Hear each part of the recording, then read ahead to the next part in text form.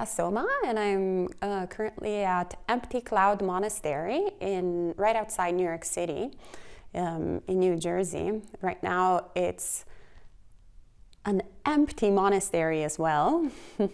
So there's lots of space here at Empty Cloud Monastery. And it is a little peaceful island, even though it's right outside the epicenter of the suffering during the coronavirus here in the United States. So it's really interesting to be in this little paradise of quiet and peacefulness, with the awareness that there is so much suffering outside, right outside, without having to go much far.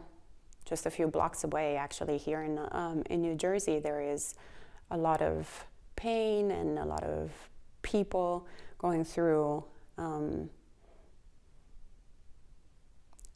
sickness and, unfortunately, also death.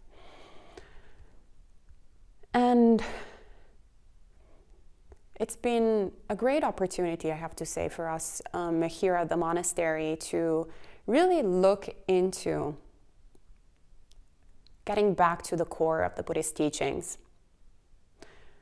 So going back to the Four Noble Truths. So the acknowledgement there is suffering. What is the cause of suffering? Which is greed. The good news, too, there is the end of suffering. And the biggest gift that the Buddha has given us, the way out of suffering. The method in order to bring cessation to all of this.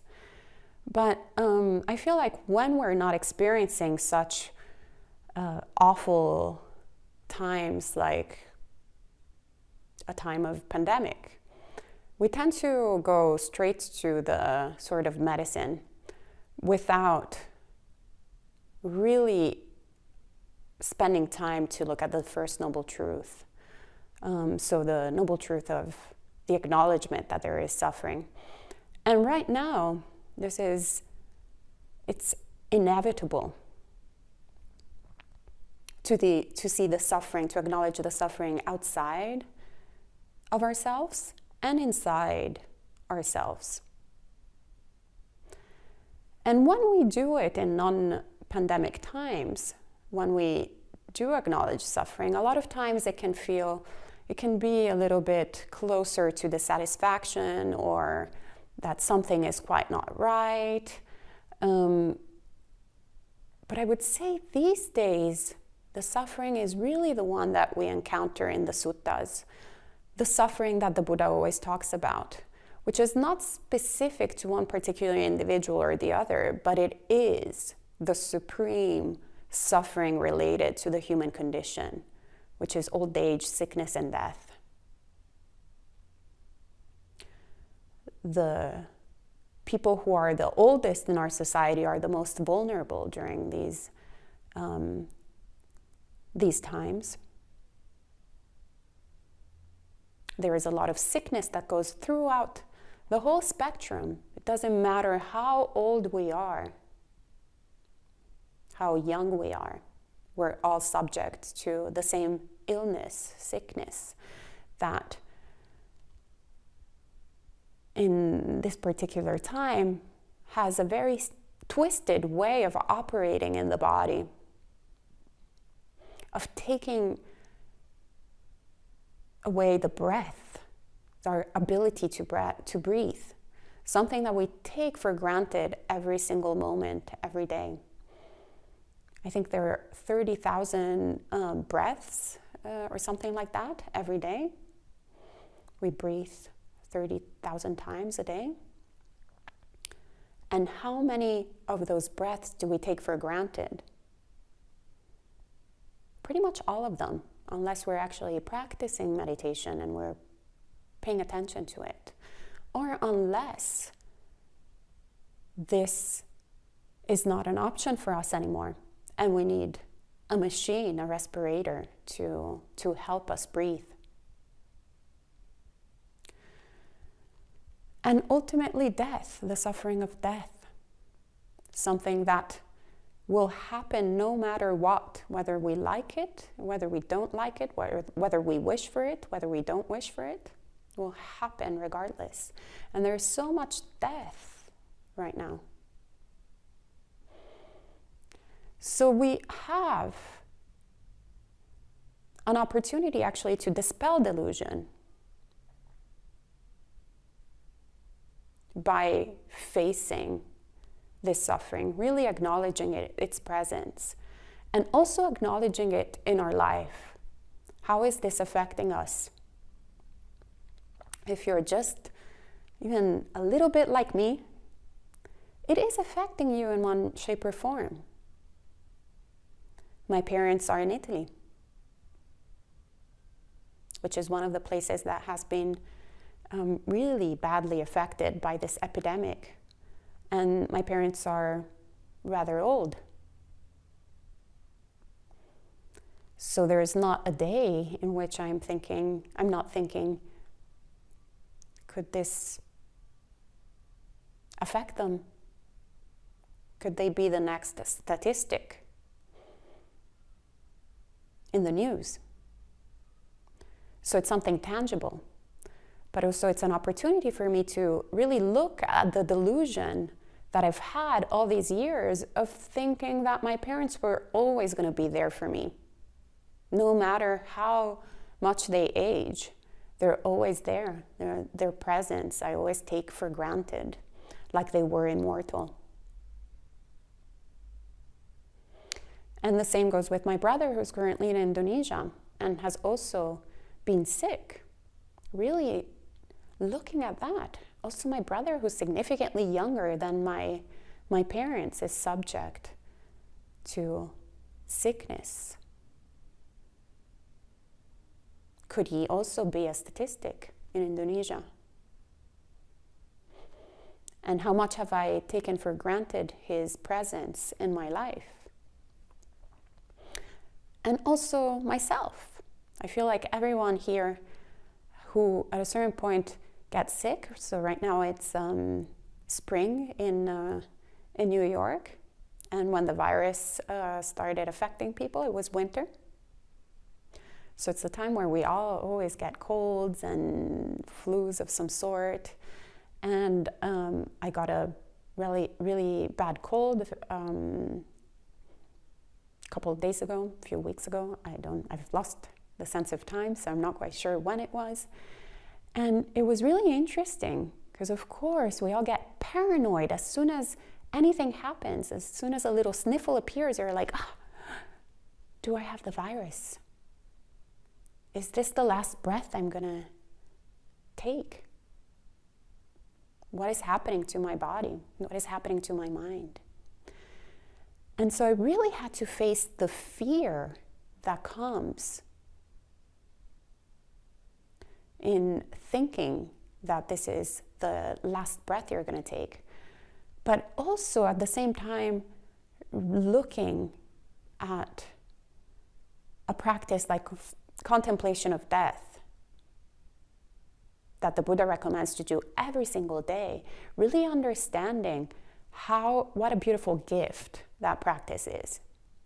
Having the opportunity to really deeply see it and transforming the fear into appreciating every single moment that we have to practice towards liberation, towards freedom from suffering. So I've been practicing in really learning from the suffering, but also creating opportunities to help others. So not taking for granted my immediate family means I'm trying to actively make an effort to be more present in their lives and really sharing virtual space with them and being present with them, not taking them for granted. And also the people here at the monastery, same thing. How can I be of benefit in every single moment to my fellow practitioners? And also the people who are not present here at the monastery. How can we all be of more benefit to the people who are not physically present but need the support of the Dharma?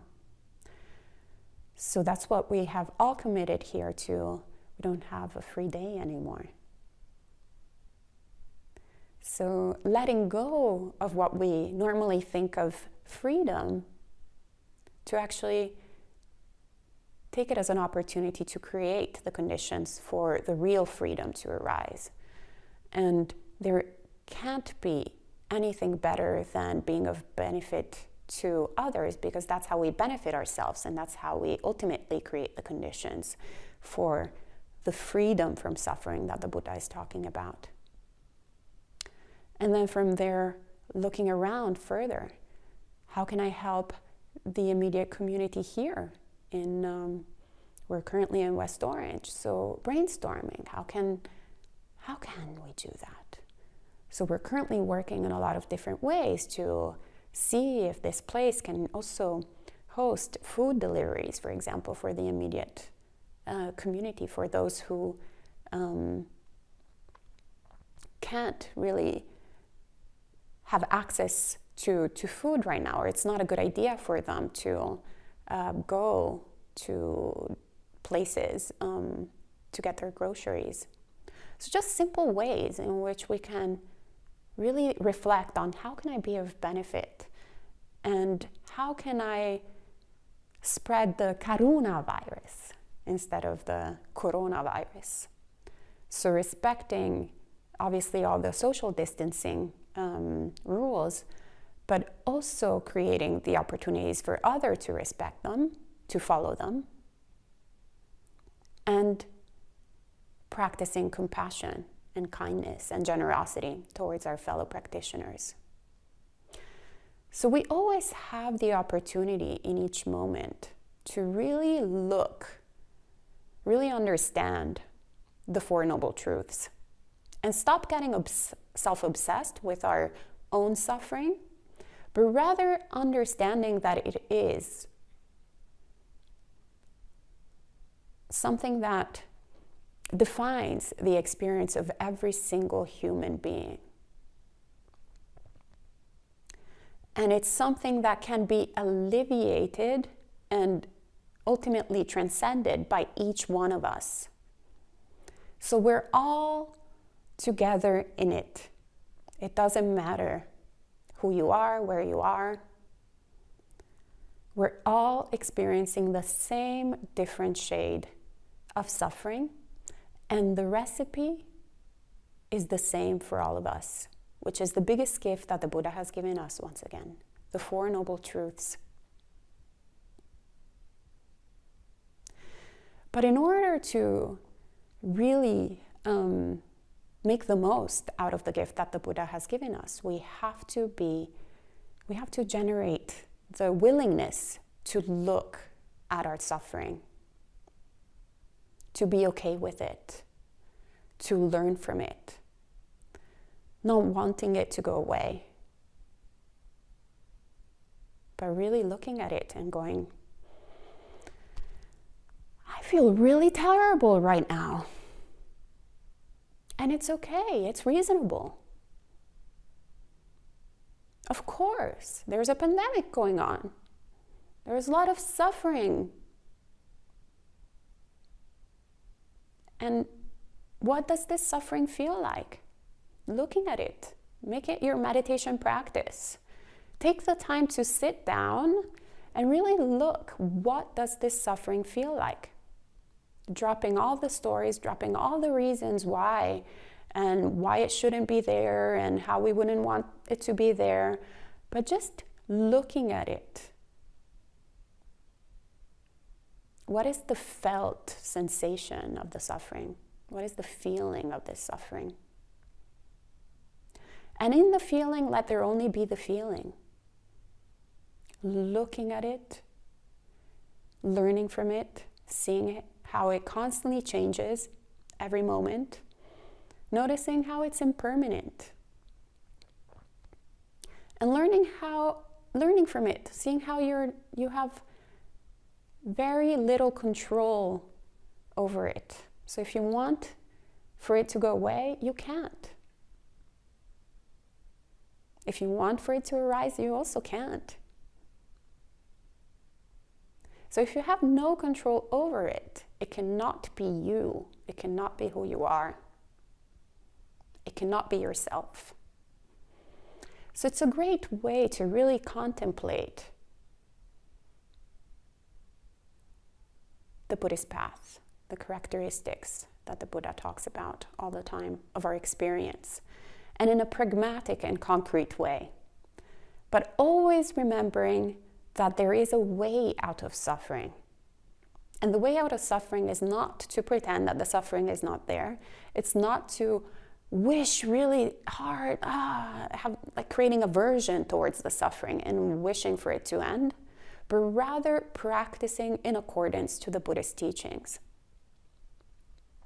So developing all the different factors for awakening, and ultimately developing the Noble Eightfold Path. Everything is included in the Noble Eightfold Path. So taking it also as a time for taking refuge in Buddha, Dhamma, and Sangha, practicing, developing our mental states if we have the time and opportunity to do it. So how can we practice if we are alone? And then that's a great opportunity to develop samadhi, develop mindfulness. And if we're with others, it's a great opportunity to also develop mindfulness, but also develop generosity, kindness, consideration. So really making the most of the current conditions that we have without wanting for them to be different, without going, well, I'm alone and I really wished I could be with other people. And if we aren't surrounded by people, going, I'm surrounded by people, I wished I could be alone so then I could just practice samadhi or whatever. But going, these are the conditions that I am with family here, and it's great. Then let me practice in accordance to Dhamma. Or I'm alone, and it's great. I can be alone together with other people, practicing together. So my wish is for each one of us, including myself, to be free from suffering and the causes of suffering. And we're in it together. So may we find this as an opportunity to really cultivate the Buddhist path together, wherever we are, alone, but not lonely. May you be well and happy.